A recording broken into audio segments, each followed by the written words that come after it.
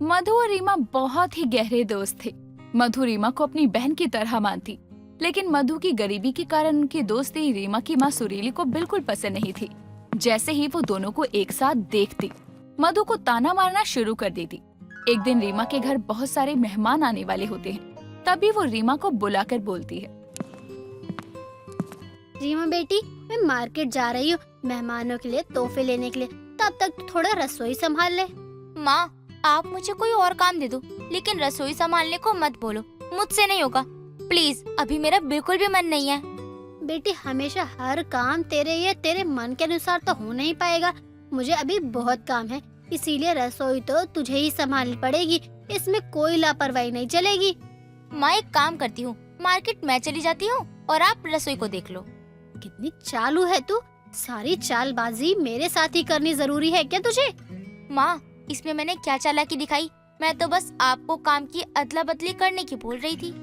देख रीमा, मैंने जो बोलना था बोल दिया, क्योंकि अगर मैं तुझे मार्केट भेज भी दूं तो तुझे कैसे पता चलेगा कि किस मेहमान के लिए कौन सा गिफ्ट लेना है? तो वो काम भी तू ठीक से नहीं कर पाएगी, इसीलिए मैंने बोला तू रसोई संभाल ले। ठीक है, जाओ माँ जाओ, मेरा सर मत खाओ, मैं सब देख लूंगी। काम वाली बाई जो हूँ मैं आपकी। अपने घर का काम करके कोई काम वाली बाई बनता है क्या? अब मैं चलती हूँ, जो भी करियो ध्यान से करियो। सुरीली इतना कहकर मार्केट के लिए निकल जाती है और रीमा रसोई में चली जाती है। काफी टाइम बीत जाता है, लेकिन उसे समझ में नहीं आता कि वो क्या बनाए, क्योंकि उसे ठीक से खाना बनाना नहीं आता था। तभी उसे अपनी सहेली मधु की याद आती है और वो उसे कॉल करती है। हाँ बोल रीमा, क्यों फोन किया है तूने? कुछ काम था क्या? तू ऐसे क्यों पूछ रही है, जैसे मैं बिना काम के तुझे कॉल नहीं करती हूँ। अरे ऐसी बात नहीं है, बोल किस लिए फोन किया है? यार, आज तेरी सहेली की रसोई को तेरी जरूरत है। घर में कुछ मेहमान आने वाले हैं और माँ ने रसोई बनाने का काम मुझे दे दिया। और तुझे पता है ना कि मुझे ठीक से रसोई बनानी आती ही नहीं है। क्या तू थोड़ी देर के लिए मेरे घर आ सकती है? अगर मैंने इसे बोल दिया कि मेरी तबीयत खराब है तो ये सब कुछ छोड़ के मेरे घर आ जाएगी। इसकी रसोई अधूरी रह जाएगी और इसे आंटी से सुनना भी पड़ेगा। क्या हुआ मधु तुझे? काम की सुनते ही तेरी बोलती बंद हो गई। मेरी मदद नहीं करनी है या तू आना ही नहीं चाहती है तो साफ मना कर दे। इसमें इतना सोचने की क्या ही जरूरत है? मैं कुछ नहीं सोच रही, तू सब्जियाँ काट, तब तक मैं आती हूँ। ये हुई ना पक्की सहेली वाली बात। आजा जल्दी से, आजा मेरी जान। अब मुझे कोई टेंशन नहीं है, अब तो मेरी रसोई चुटकी में बनेगी। रीमा इतना कहकर कॉल कट कर देती है। मधु का इंतजार करने लगती है। कुछ देर के बाद मधु रीमा के घर आती है और रसोई बनवाने में उसकी मदद करती है। थोड़ी ही देर में दोनों मिलकर सारा खाना बनाकर तैयार कर देती हैं। तभी रीमा मधु से बोलती है, यार सच में तेरे हाथ में तो जादू है, जादू। तू कितनी जल्दी खाना बना लेती है, वो भी इतना स्वादिष्ट। अगर तू नहीं होती ना तो मेरा क्या ही होता। कुछ नहीं होगा, तू मन लगाकर खाना बनाएगी तो तू भी बना सकती है। यार बना तो लूंगी, लेकिन तेरे जितना अच्छा नहीं। तुझे हर एक चीज का कितनी बारीकी से पता है। तू सिर्फ खुशबू से ही बता देती है कि खाने में क्या चीज पड़ी है। कोशिश करेगी तो तुझे सब कुछ पता चल जाएगा कि कैसे क्या बनता है, क्योंकि अब मैं हर जगह तो तेरे साथ नहीं आ सकती ना। हाँ यार, ये तो तू सही कह रही है। कल को जब मेरी शादी हो जाएगी तब क्या होगा? मैं अपने ससुराल में स्वादिष्ट खाना कैसे बनाऊंगी? इतना लंबा क्यों सोच रही है? जब तक तेरी शादी होगी तब तक तू सब कुछ सीख लियो, इतना मत सोच। मधु और रीमा आपस में बातें कर रहे थे।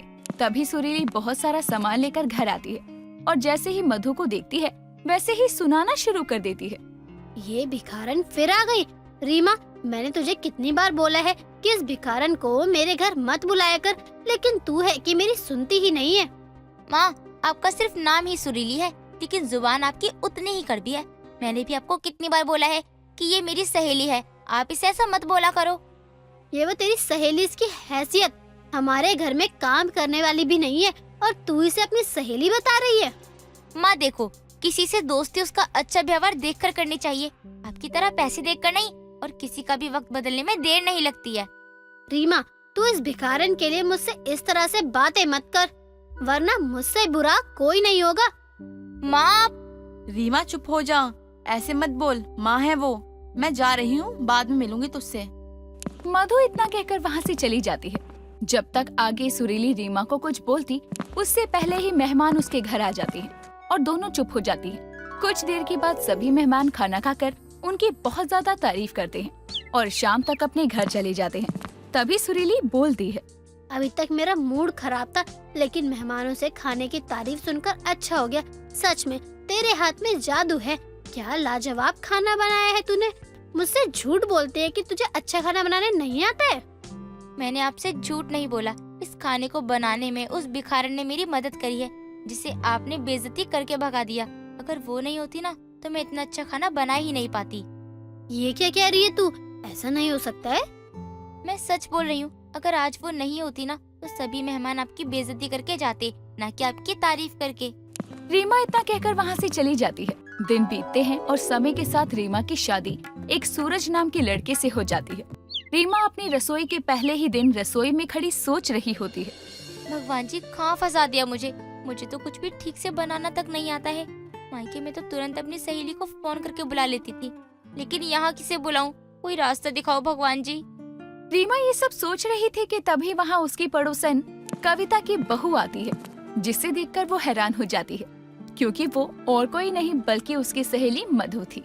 तू यहाँ क्या कर रही है? अब तुझे क्या बताऊं यार, जब से माँ की तबीयत खराब हुई है उसे लेकर मुझे दिल्ली में आना पड़ा। किसी को कुछ भी बताने का मौका ही नहीं मिला। उसके बाद मेरी शादी हो गई। लेकिन तू यहाँ कैसे? जो चीज तेरे साथ हुई वही चीज मेरे साथ भी हुई। वो अचानक से गायब हो गई। उसके बाद मेरी माँ ने भी मेरी शादी कर दी और अब ये मेरा ससुराल है। इसका मतलब हम मायके की तरह ससुराल में भी पड़ोसी निकले। हाँ यार, भगवान जी मेरी इतनी जल्दी सुन लेंगे, मैंने सोचा ही नहीं था। आज मेरी पहली रसोई है। मैं तुझे ही याद कर रही थी, तभी तूने आवाज लगा दी। क्या तू पहले की तरह आज भी मेरी मदद कर देगी? हाँ बिल्कुल, क्यों नहीं। लेकिन आज मैं सिर्फ तुझे बताऊंगी, बाकी तो खुद करेगी सब, क्योंकि ये तेरी पहली रसोई है। तो मुझे लगता है कि इसमें तुझे सारा खाना खुद बनाना चाहिए। तू सही कह रही है। अगर तू मेरे पास खड़ी रहेगी ना तो मैं सब कर लूंगी। तू मेरी ताकत है यार। ठीक है, अब चलती हूँ वरना देर हो जाएगी। मैं तुझे बता नहीं सकती हूँ कि मैं तुझे यहाँ देखकर कितनी खुश हूँ। मैंने तुझे बहुत मिस किया। मैंने भी तुझे बहुत याद किया। शायद इसलिए भगवान ने हमारा ससुराल एक जगह कर दिया, ताकि हम दोनों आपस में खुश रहे। कुछ देर के बाद में रीमा एक बार फिर मधु की मदद से अपनी रसोई तैयार कर लेती है। खाने की खुशबू पूरे घर में फैल जाती है। तभी रीमा का पति सूरज वहाँ आता है। यार तुम क्या बना रही हो? इतनी अच्छी खुशबू आ रही है कि कमरे में रुक ही नहीं पाया। पहले मुझे खाना खिलाओ, तब मैं कोई काम करूँगा। जी ठीक है, आप बैठिए, मैं अभी खाना लेकर आती हूँ। ठीक है, जल्दी आना। मधु, तुम यहाँ क्या कर रही हो? कोई काम था क्या?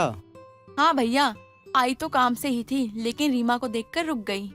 मैं कुछ समझा नहीं। तुम मधु को पहले से जानती हो? हाँ भैया, मैं और रीमा बहुत अच्छी सहेलियां हैं। ये मानिए हम बचपन के दोस्त हैं। मायके में तो साथ थे ही, लेकिन अब ससुराल भी साथ में हो गया। ये तो बहुत अच्छी बात है। रीमा को अब अपने मायके की याद नहीं आएगी। कुछ देर के बाद रीमा खाना लेकर आती है। सूरज खाना खाकर बहुत खुश होता है और खाने की बहुत तारीफ करता है। इस तरह से एक सहेली की मदद से दूसरी सहेली की अपने ससुराल की पहली रसोई बिना किसी दिक्कत के संपन्न होती है। रीमा को देखने आज लड़के वाले आने वाले थे, जिसके लिए रीमा को उसकी छोटी बहन कोमल तैयार कर रही होती है।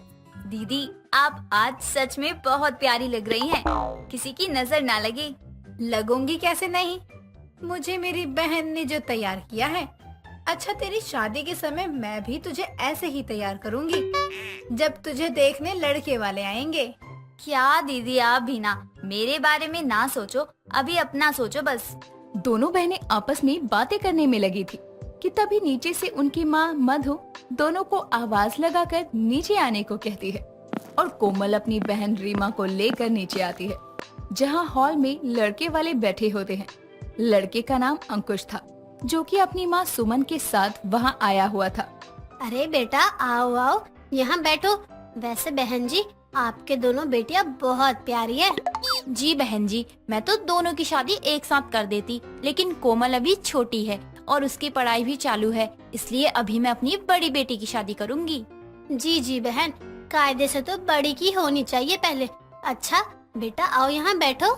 रीमा सुमन के पास आकर बैठ जाती है और कोमल वहीं साइड में खड़ी होती है, लेकिन अंकुश की नजरें रीमा की जगह कोमल पर टिक जाती है। कुछ देर में दोनों बच्चों से जब उनकी राय पूछी जाती है, तो दोनों शादी के लिए हाँ कर देती हैं। ये खबर सुनकर कोमल अंकुश के बगल में जाकर बैठकर उससे मजाक करते हुए कहती है, अब तो आप मेरे होने वाले जीजू हैं, तो देख लीजिएगा, बीवी के साथ इस साली के भी नखरे उठाने पड़ेंगे। जी मुझे कोई परेशानी नहीं है, ये नखरे तो मैं खुशी खुशी उठा लूंगा। घर में हंसी मजाक का माहौल होता है। दोनों परिवार रिश्ता पक्का कर देते हैं और अब दोनों घरों में शादी की तैयारियां शुरू हो जाती है। और उसकी शॉपिंग करने के लिए एक दिन अंकुश रीमा के घर आता है और मधु से कहता है, नमस्ते मम्मी जी, वो मुझे माँ ने बोला था कि हमारी तरफ से जो शादी का जोड़ा जाएगा वो रीमा की पसंद का ही हो, इसीलिए मैं उसे अपने साथ शॉपिंग पर ले जाने के लिए आया हूँ।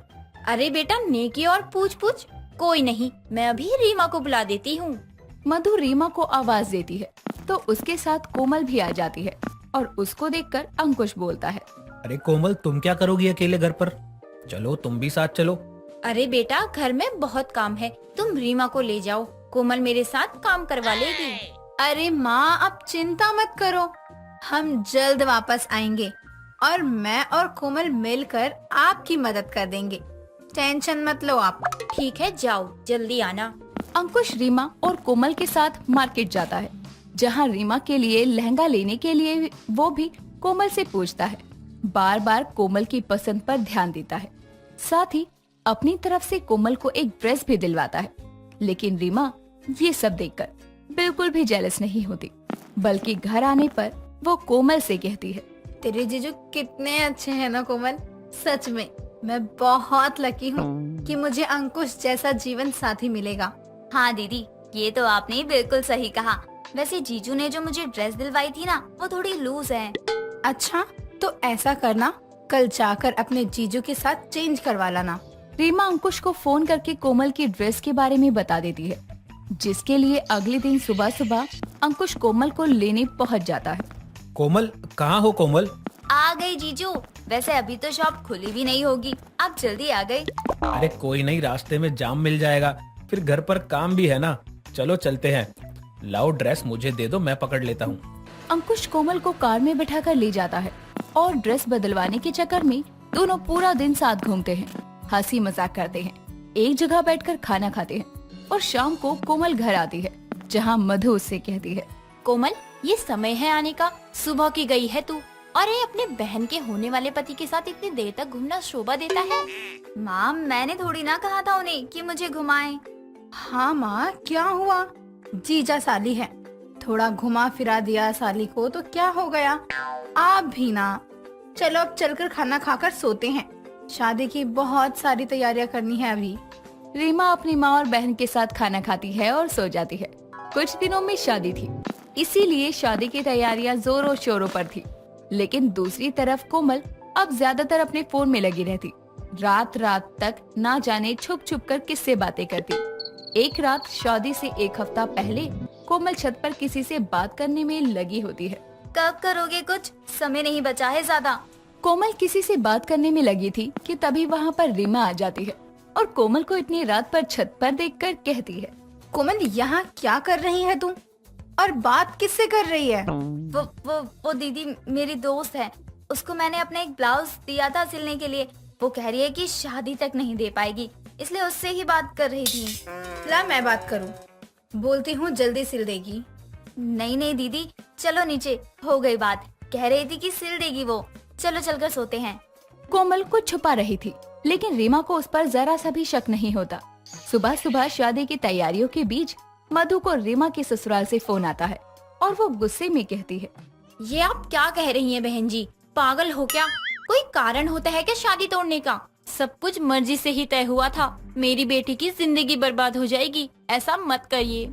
मुझे माफ कर दीजिए बहन जी, लेकिन मेरे बेटे ने मना कर दिया कि अब वो ये शादी नहीं करना चाहता, और मैंने जबरदस्ती की तो वो खुद को मार लेगा। मुझे माफ करना। बहन जी सुनिए, मेरी बेटी की जिंदगी बर्बाद हो जाएगी बहन जी।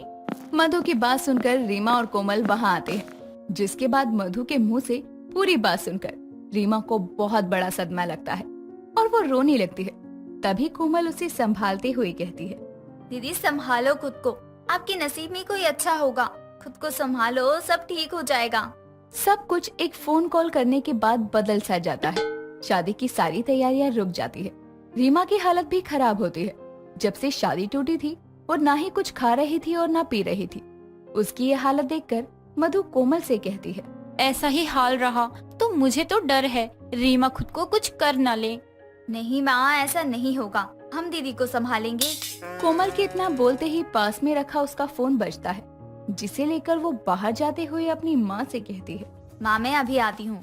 कोमल साइड जाकर फोन पिक करती है और कहती है, क्या हुआ? क्या घर के बाहर आए हो? पागल हो क्या तुम मर पाओगे, मैं अभी आती हूँ।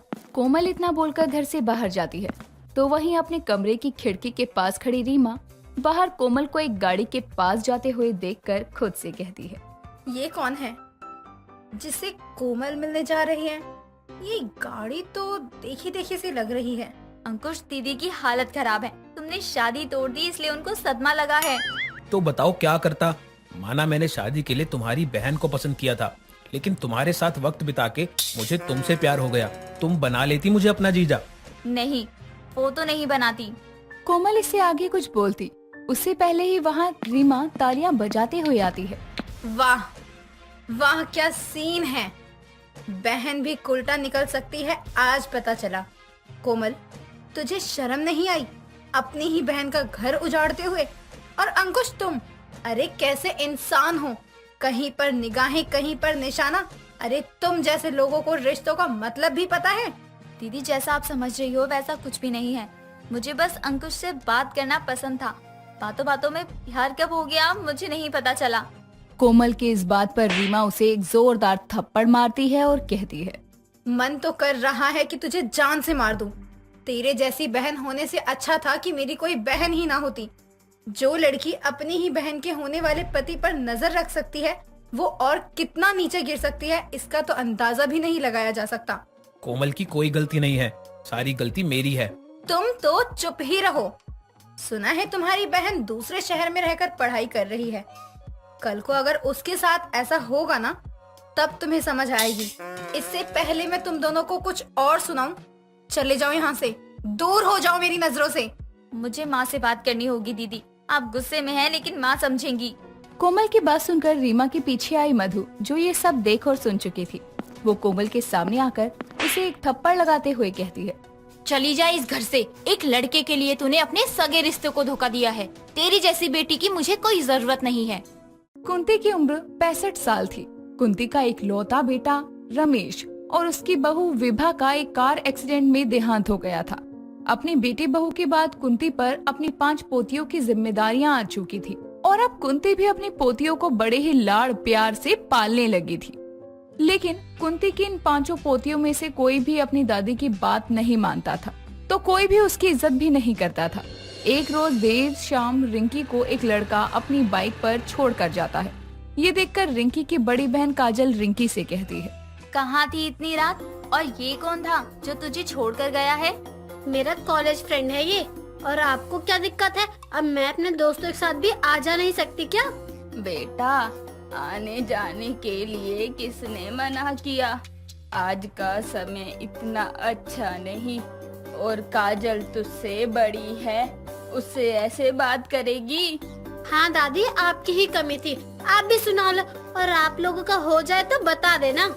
इतना बोलने के बाद ही रिंकी अपने कमरे में चली जाती है और काजल अपनी दादी कुंती से कहती है, दादी देखा ना आपने, आप कहती हैं बच्चे हैं, समझ आ जाएगी। ये ऐसे बात करके गई है आपसे। जा जाकर खाना दे दे उसे, वरना तो वो बिना कुछ खाए बिना कुछ पिए सो जाएगी।